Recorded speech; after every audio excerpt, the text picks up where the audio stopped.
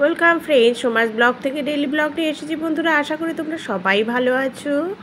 আজকে নিয়ে এসেছি কুকিং ব্লগ, পুরো রেসিপি দেওয়া আছে, অনেক রেসিপি দিয়েছি, তোমরা দেখতে থাকো। যারা দেখো অবশ্যই তাদেরকে অনেক ভালোবাসা, আন্তরিকতা। আর যারা এখনও অবধি আমার চ্যানেলটা দেখোনি বা ভিজিট করে যাওনি, অবশ্যই একটু দেখে যেও, তোমাদের ভালো লাগবে। বিভিন্ন ধরনের রেসিপি আমি দিতে থাকি। আজকে করব হচ্ছে তেলাপিয়া মাছ। তেলাপিয়া মাছ হচ্ছে নুন হলুদ মাখিয়ে নিয়ে ভালো করে কিন্তু ভেজে নেব। তেলাপিয়া মাছ কিন্তু বিভিন্ন ধরনের, প্রত্যেকটা মাছই বিভিন্ন ধরনের হয়, কিন্তু আমি আজকে তেলাপিয়া মাছটা করব একদম আলু আর বেগুন দিয়ে। দেখতে থাকো তোমরা, ভালো লাগবে আশা করি। আর কড়াইয়ের মধ্যে যখন মাছ ভাজবে, তেলটা গরম হয়ে গেলে একটু নুন দিয়ে তারপরে মাছগুলোকে ছাড়বে, তাহলে দেখবে মাছগুলো কিন্তু কড়াইয়ের মধ্যে একদম লেগে যাবে না।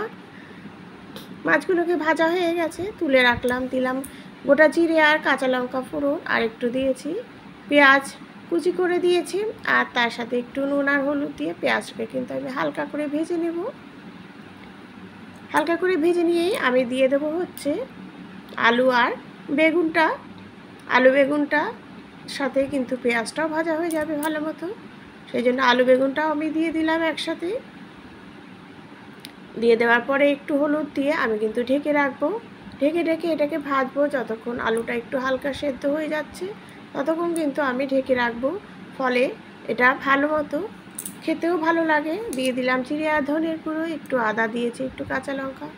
ব্যাস, মশলাটা জিরে আর ধনের গুঁড়ো দিয়ে মশলাটা কষানো হয়ে গেলে একটু জল দিয়ে দেবো। জল দিয়ে আমি কিন্তু মাছগুলোকেও দিয়ে দেবো।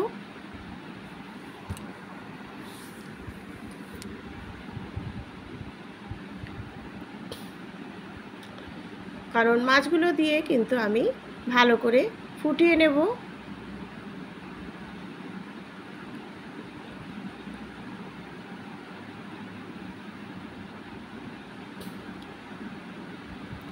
মাছগুলো থেকে দিয়ে দেওয়ার কারণ হচ্ছে যাতে মাছগুলো ভালো মতো কুক হয়ে যায়, সেই জন্য কিন্তু আমি দিয়ে দিলাম।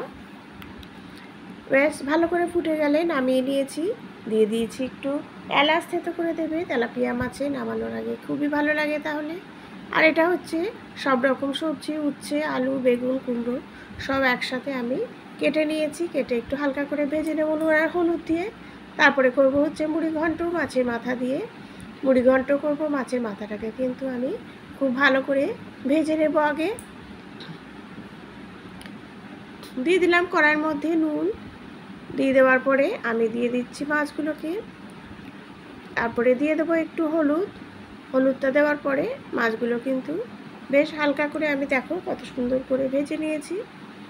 মুড়িঘণ্টের মাথা একটু ভালো করে ভেজে নিলে খেতেও ভালো লাগে, কারণ মাথায় একটা আষ্টে গন্ধ থাকে। দিয়ে দিলাম হচ্ছে ফোড়ন।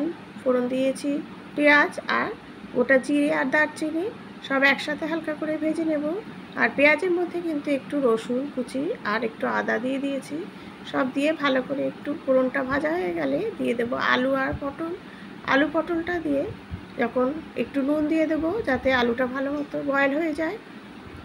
আলুটা একটু হালকা করে দেখো বয়েল হয়ে গেছে। দিয়ে দিলাম হচ্ছে গোবিন্দভোগের চাল। গোবিন্দভোগের চালটাকে ভালো করে ধুয়ে দিয়ে দিলাম। দিয়ে দেওয়ার পরে একটু জিরে আর ধনের গুঁড়ো দিয়ে চালটাকে কিন্তু আমি ভেজে নেব আলুর সাথে।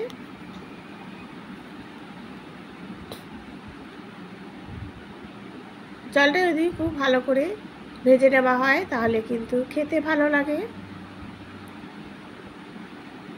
তারপরে দিয়ে দেবো পরিমাণ মতো জল, দিয়ে কিন্তু আমি একদম ঢেকে রাখবো। ঢেকে রেখে এটাকে, চালটা যতক্ষণ না বয়েল হচ্ছে ততক্ষণ কিন্তু এটা সেদ্ধ হতে দেবো। এর মধ্যেই দিয়ে দেবো মাথাটা। মাথাটা দিয়েও একটু নাড়াচাড়া করে তারপরে আমি জল দিয়ে ঢেকে রাখবো। যখন দেখবো চালটা বয়েল হয়ে গেছে তখনই কিন্তু ভাববো যে এটা রেডি হয়ে গেছে। ব্যাস, একটু ঘি দিয়ে দেবো, তাহলেই কিন্তু পুরোপুরি রেডি হয়ে যাবে মুড়ি ঘন্ট। মুড়ি ঘন্ট কারা কারা খেতে ভালোবাসো একটু কমেন্ট করো। দিয়ে দিলাম একটু চিনি।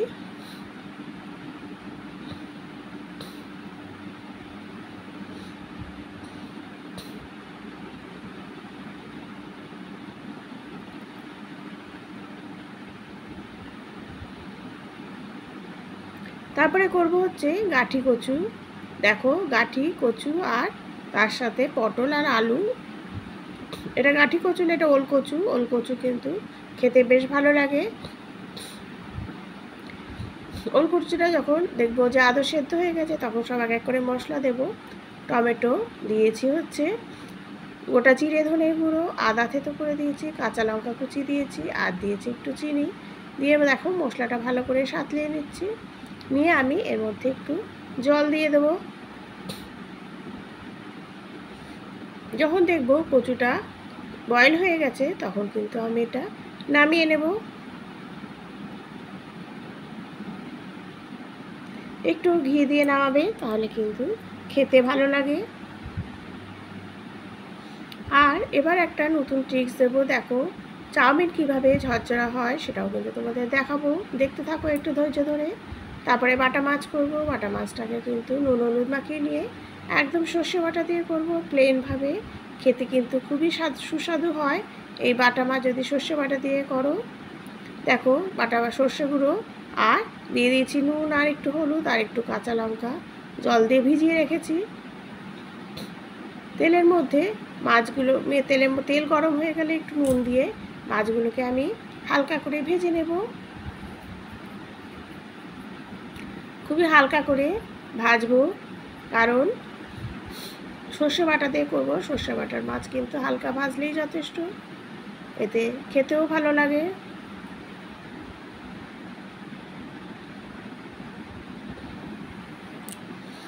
ব্যাস মাছগুলোকে সাইড করে একটু কালো জিরে ফোড়ন দিয়ে দেবো তেলের মধ্যে। কালো জিরে ফোড়ন দিয়ে তারপরে আমি সর্ষের গুঁড়োটা দিয়ে দেব। এইভাবেই সর্ষে বাটা দিয়ে বাটা মাছ রেডি হয়ে গেল। তারপরে করব হচ্ছে চাউমিন। চাউমিন কিভাবে ঝরঝরা হয় দেখতে থাকো।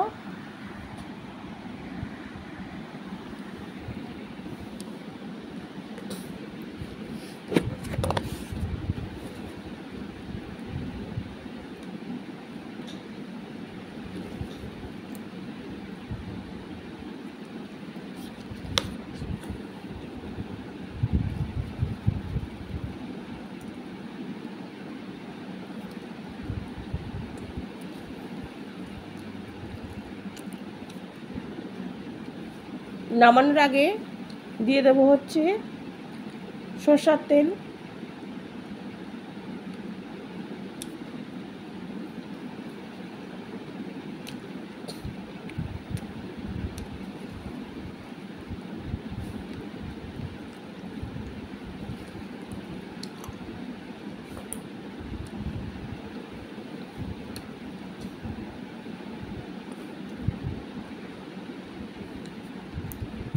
কাঁচা সরষের তেল যদি নামানোর সময় দাও তাহলে কিন্তু সরষার যে ঝাঁসটা সেটা বেশ ভালো থাকে, খেতে ভালো লাগে এতে। ব্যাস এবার চাউমিনটা করব।